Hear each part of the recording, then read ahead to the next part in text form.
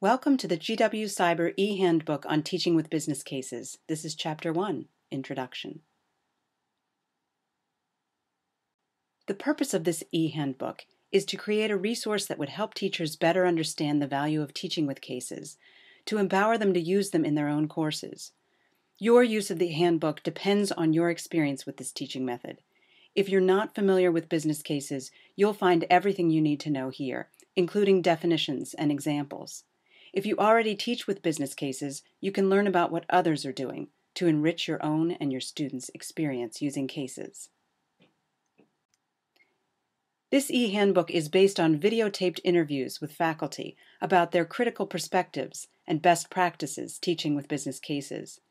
The e-handbook covers key issues in teaching with cases, from definitions of business cases to advice on teaching with cases. It also offers resources for teaching with business cases, along with a bibliography of secondary literature. So the e-handbook can serve either as an introduction to the concept of teaching with cases or as a resource for those already using them.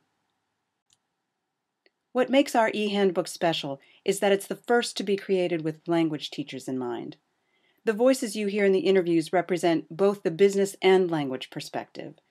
The goal here is to empower language faculty by featuring role models, those who teach with cases, but whose goals include the development of students' language skills. At the same time, we wanted language faculty to hear from the business faculty as well, to show that business methods and content were more accessible than they might have thought.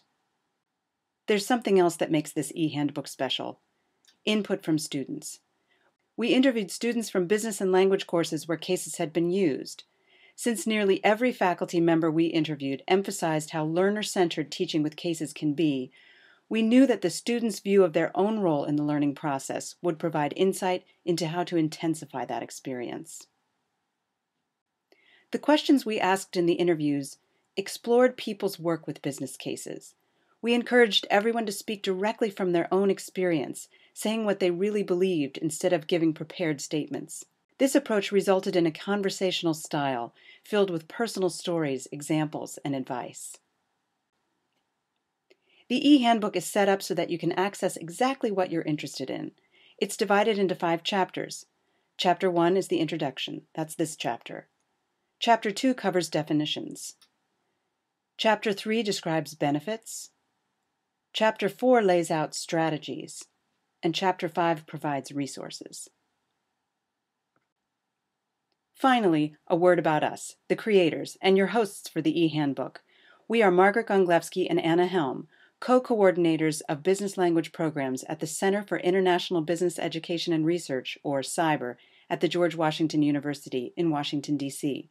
Margaret is Associate Professor of German in GW's Columbian College of Arts and Sciences, where she directs the German language program and has taught business German for more than 10 years.